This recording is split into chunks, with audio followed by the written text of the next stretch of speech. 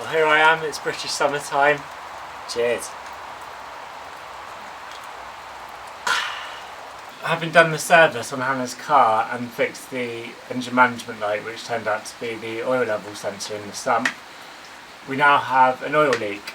Now, when I was servicing the car, I'd noticed that things were looking a bit wet.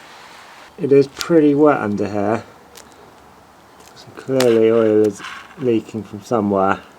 I know that the cam cover gasket is quite common to leak on the N46 engine. So I tightened up a couple of the bolts where it was leaking.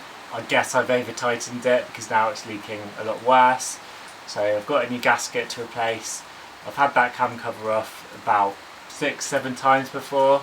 Firstly because it was leaking when we first got it, which was 7 years ago, and last year when I was having issues with engine management light, which turned out to be the variable valve timing motor under the cam cover. But it took a few attempts at changing different parts to get there, which included the camshaft sensors, which are also under that cover. Whilst I was doing the variable valve motor, the cam cover actually broke, so I had to get a new cover. So just in that process alone I had it off about 3 times at least, and in doing that I think that's why it's leaking now. So we've got a new gasket, let's get to work.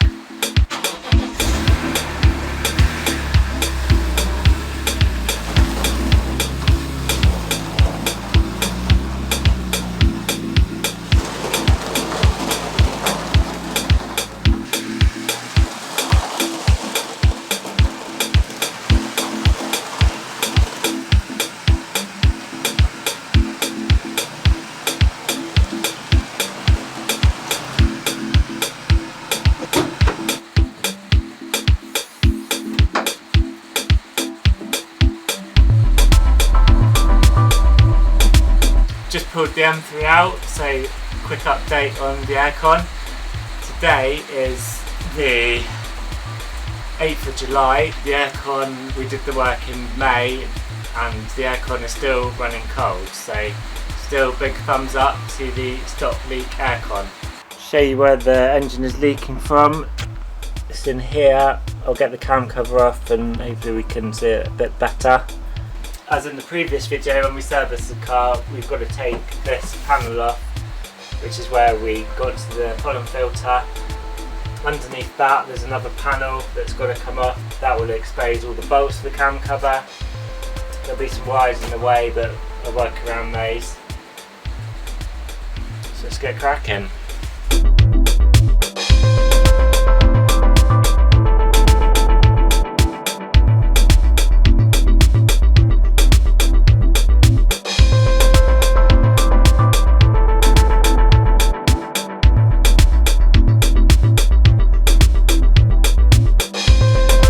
Now the first part of the cam covers off, I can actually see that oil is leaking from camshaft sensor. So it's possible that the oil running down here, that's what I'm seeing and thinking that's the cam cover gasket that's leaking, but actually I can see under here there's a puddle of oil. As I've got the cam cover gasket, I'm going to replace it still. The next step is to unplug all these electrics. We'll take the coil packs out and then we can lift up the cam cover. There's also this breather hose on the back.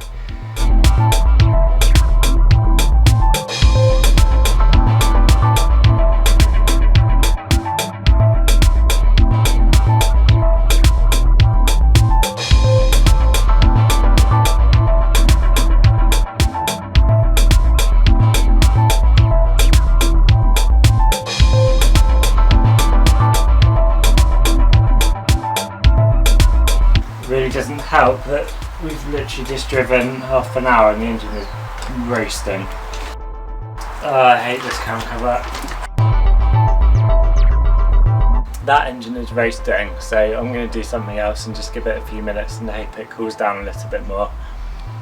So here's something else. So inside the E90 now. Why? My dearest son Milo decided it would be a genius idea to post a £1 coin through the CD player. The CD player now won't eject its CD.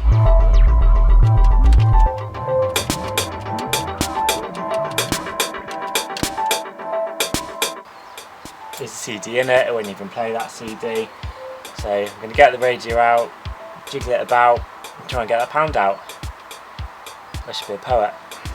So I believe to take the radio out, you first have to take the heater controls out by prying them out with a tool like this. So here we go. Come on then. Oh, there we go. Nice and easy. Right, 2 Phillips under there, and then the radio should come out, I think.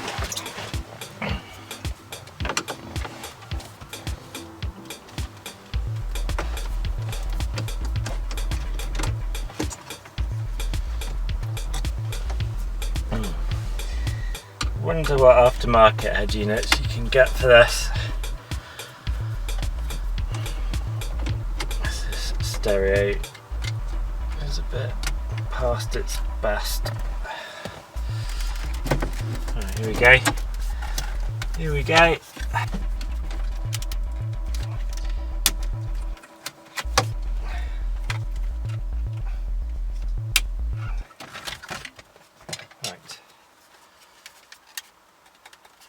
I can't hear that pound coin, which isn't a good start. I stopped filming for a bit because at this point I have no idea what I'm doing. I'm just undoing screws in the hope that I can get inside the unit. So this piece was on top of that, just 2 screws there I've taken off, and then you just kind of pry it out. We can see the CD in here. I hope if I can get that out, maybe I can see the pound coin. Hopefully I don't regret this, but I've taken this piece off from here, which was just 2 screws either side. So I can lift that up and I can pull the CD out, and there is the pound coin. Thank you very much, Miley. If this goes back together and works, that'd be a miracle.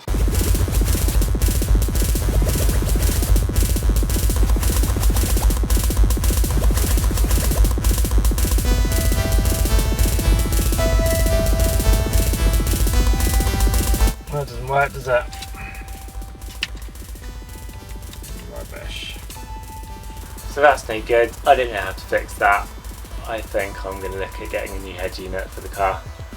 Back to the cam cover then, where everything is hopefully a little bit cooler now. So I can get in there and wiggle this off. Did find this bit very fiddly, but what I found helped is to remove this bit of rubber from the scuttle panel, which gives a little bit more room to wiggle the cam cover at the back of the engine, and also to properly remove this wiring where the positive terminals bolt onto the bulkhead, and that gives you enough room to swing the wiring around the front of the engine. You'll note that I didn't do either of those things on this attempt, which is a bit of a spoiler alert for future issues that I'm going to have with all of this, so stay tuned. This bolt here is just spinning around, so I'm not sure what I can do about that. Oil was definitely leaking from this area anyway. I think the only option is to get a new cam cover and a new one of these, so the car's going to be out of action for a little while. In the meantime though, I can get the surface area cleaned up, ready for when we do get the new cam cover, so it's ready to go straight on.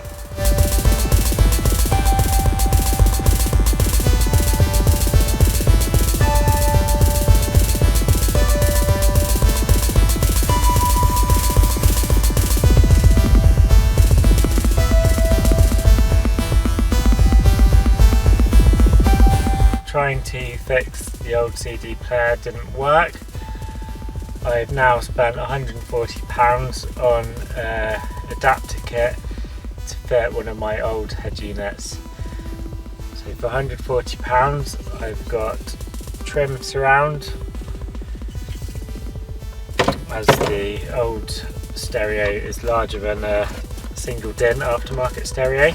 Got this ISO adapter which will convert the BMW plugs into the aftermarket head unit, so that end is the shape of the plug that goes into the old BMW head unit, and that will go into the aftermarket one. I've also in the kit has got this, which hopefully will mean that the steering wheel controls work, and potentially there are issues with the parking sensor. Not quite sure how that works with the head unit, but hopefully there won't be any issues with anything, everything will work as it should. What else have I got? An adapter for the aerial, so the aerial can plug into an aftermarket head unit. And yeah, I think that's it. So spending £140 on a wiring kit is a lot of money, but I've spent that much money because I hope that it will plug and play. I've got this Pioneer head unit, which was installed in Hannah's old car. Never thought I'd be using this again, but here we are. I do have another head unit as well, which has got a small screen on the front, which I prefer to use, but it doesn't have the right wires in the back to set it up with the steering controls. So I'm going to go with the Pioneer. I think it's better to have the steering controls working. The other unfortunate thing is the other head unit's got a USB port as well, which I think in this day and age is quite useful. I can install the Pioneer head unit. I'm a bit of a dinosaur. It's just a CD player, but it's no different to what was already in there. So the wiring connector that I've purchased has this big yellow wire. It's not connected to anything. I've done a test plug-in of the stereo to check it works, and this needs to be plugged into a permanent live on the car. So this is the old, well, the original plug that goes into the back of the standard stereo, and the red and green wire there is a permanent live, so I need to fix this yellow one to the red and green one there. This is the aerial for the original stereo. I've got the adapter, so the adapter will fit to that and then go into the back of the Pioneer head unit in that hole there. Here I'm splicing the yellow wire into the red and green permanent live wire. Another spoiler alert, this isn't where the yellow wire is supposed to be spliced into. Keep watching to find out where it's meant to go.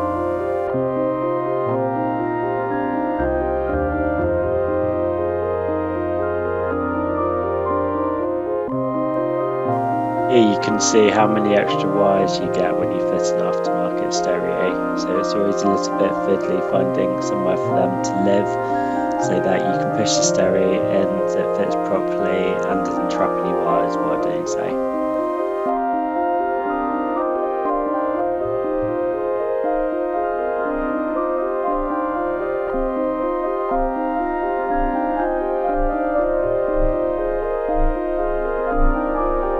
Plugged in the aerial, the main plug into the back of the head unit, and the jack for the steering controls.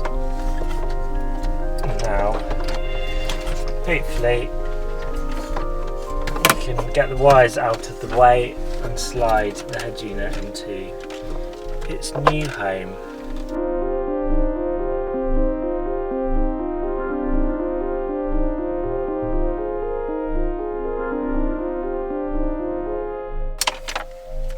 That's the jack, that's not supposed to be unplugged. Out we go.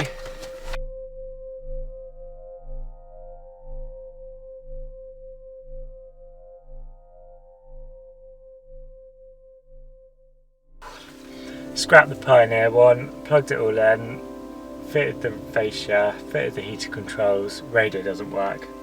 Going in with the Dutch caliber head unit, which doesn't have the jack plug for the steering controls, so unfortunately after spending 140 quid on the wiring to ensure the steering controls worked, they're not going to work. But I think having a working radio is more important for Hannah.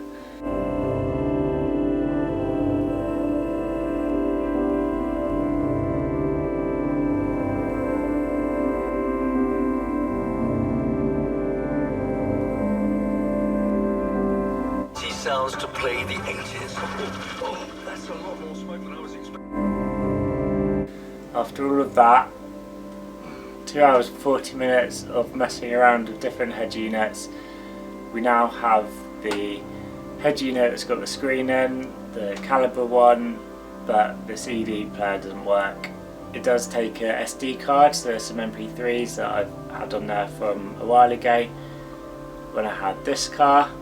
So we can play music, it's got radio, it's going to have to do for now, but I'll probably look at getting another head unit. Hopefully tomorrow the cam cover will come for the engine and we can get this thing back on the road. After the fail with the stereo, the new cam cover has now arrived and I've got new seals for it, including the seal that goes around the eccentric shaft sensor. Let's get to work. So here we've got the outside gasket. That will go on around there. That's the old inside gasket. This is the new one. Again there, and then we've got the new seal for the eccentric shaft, which will go on the other side of that. And then we've also got these, which are for these tubes, which are where the spark plugs go.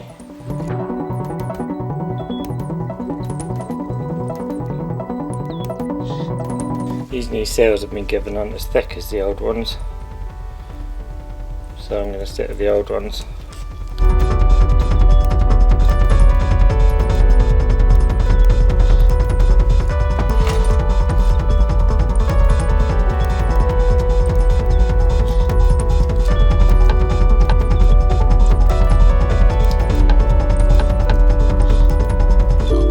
So in terms of the bolts, we've got 3 different lengths. We've got 2 long ones, like those. We've got 2 like these that have a shorter bit of rubber compared to those, and all of the rest are slightly longer than the one with the short rubber, but all the rest are the same size. So the ones to focus on getting in the right place first are the short ones and the long ones, and the short ones go up here in the middle and the long ones there in the middle. Turning the cam cover upside down, the 4 bolts I've just put in are sticking through. I'll put the new seal over them, and then if I just push bolts through, hopefully those will hold the seal in place, and also the seal will in turn hold the bolts in place. Let's put the big seal on.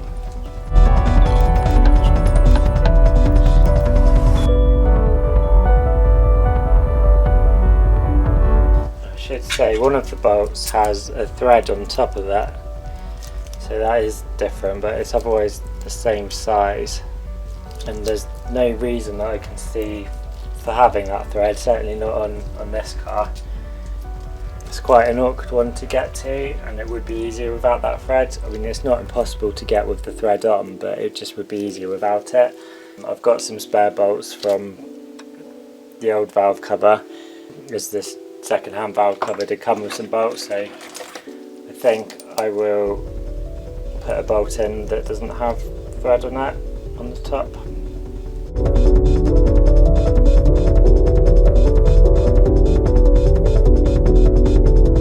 Let's get in the car.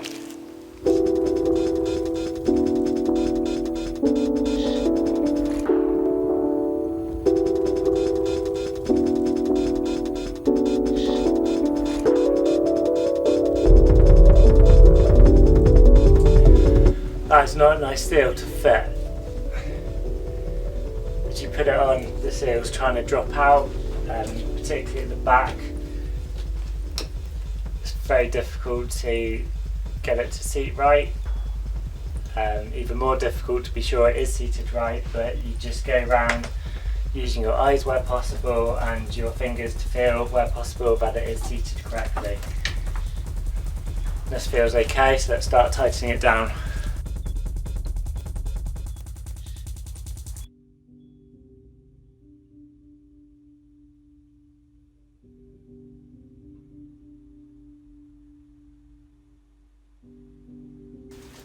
So I've wound the bolts down, they're not tight yet.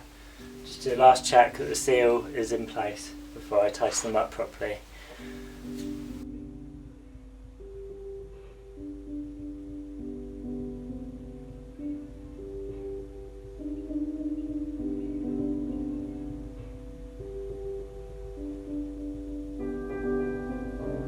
Now the bolts are tightened up, here's the new seal that goes around the eccentric shaft sensor.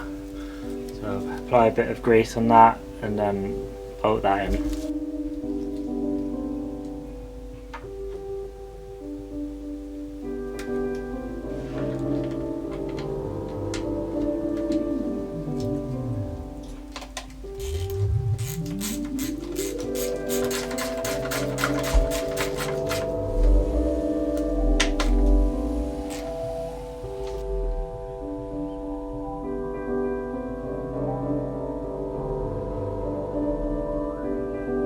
The coil pack's back in and plugged in, the eccentric shaft sensor is plugged in. 2 earth points either side of the Troubleshooting motor. There's a little plastic clip that slides into the cam cover there, which secures all of this. And plug the Troubleshooting motor in. Oh, let's breathe a pipe at the back. Almost forgot that.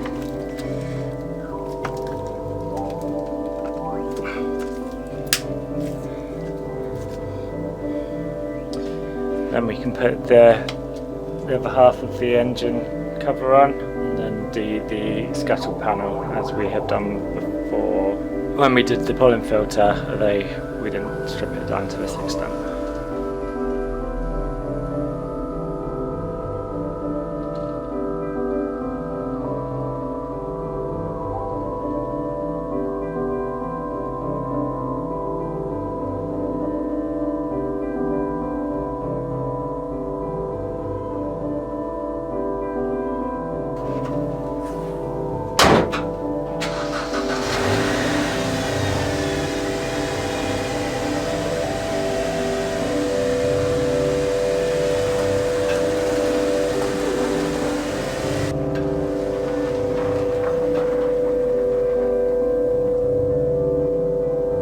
Hopefully that cam cover replacement fixes the leak. It's a very leaky engine. An ex-BMW mechanic colleague once told me that those engines leak like a sieve, and to be honest that's what I've experienced, so fingers crossed it holds this time.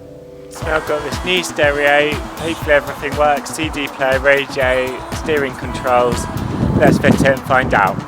Life is what you make of it, so don't make a mess of it.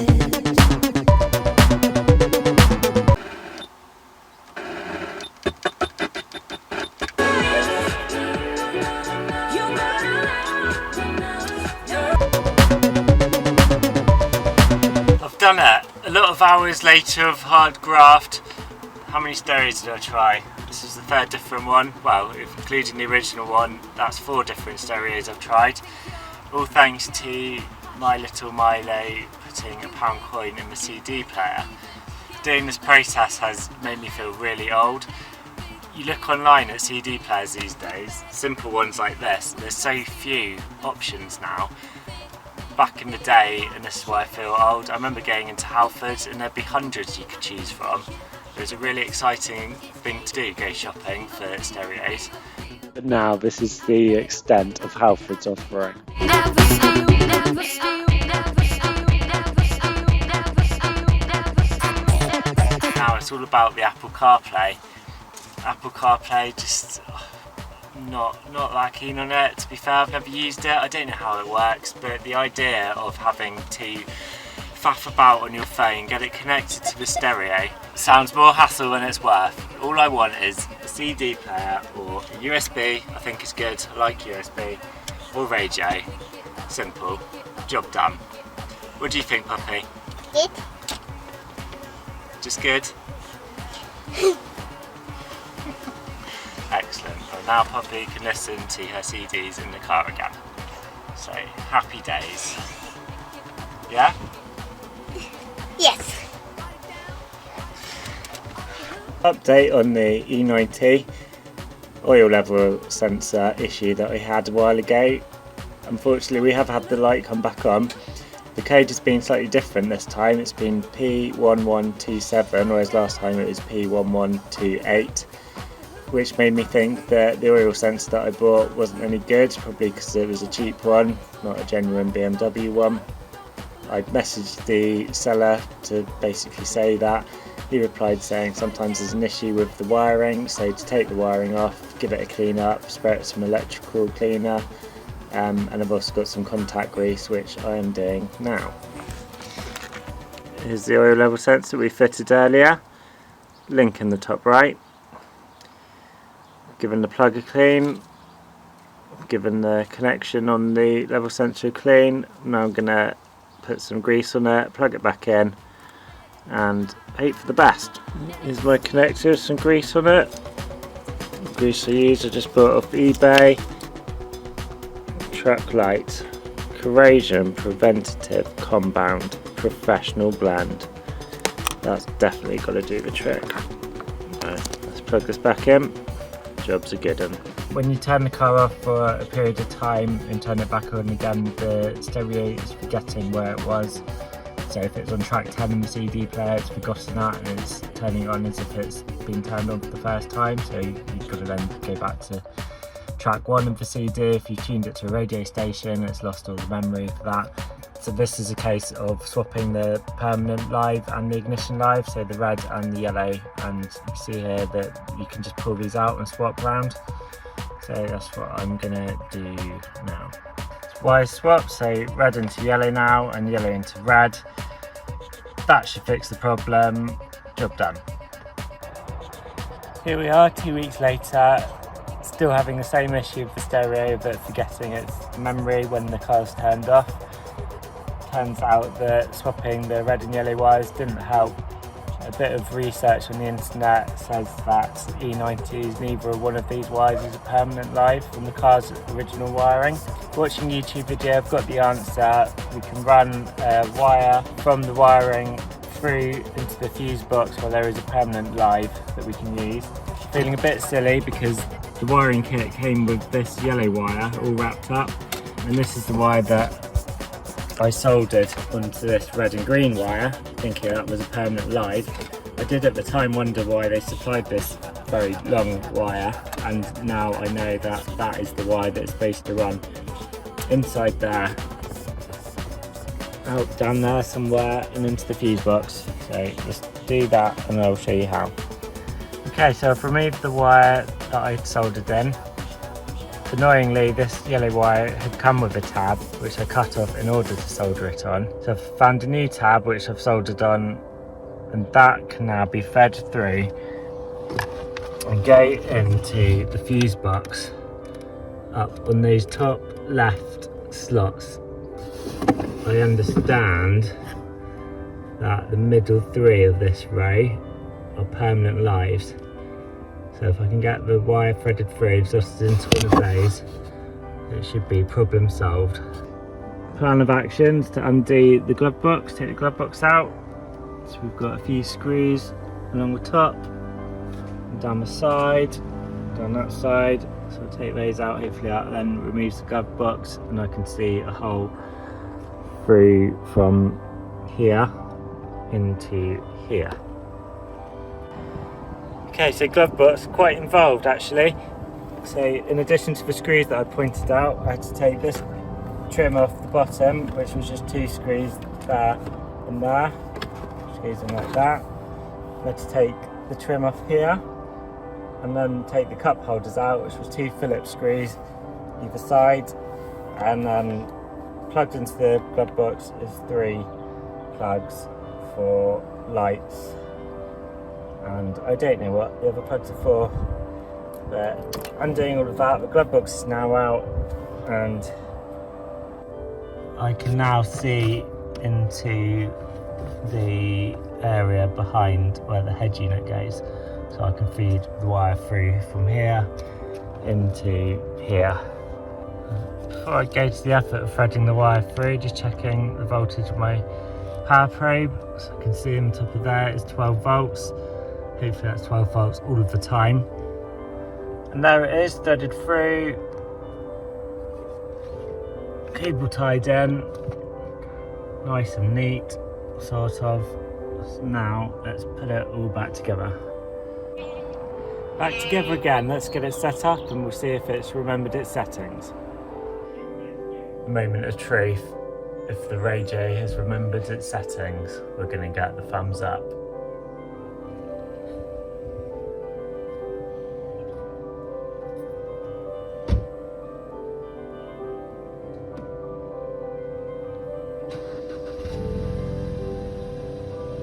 Results.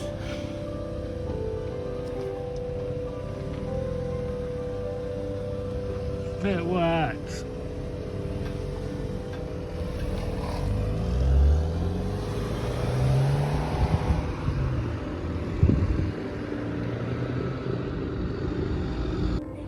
And on that positive note, let's end the video before anything else goes wrong. Laters.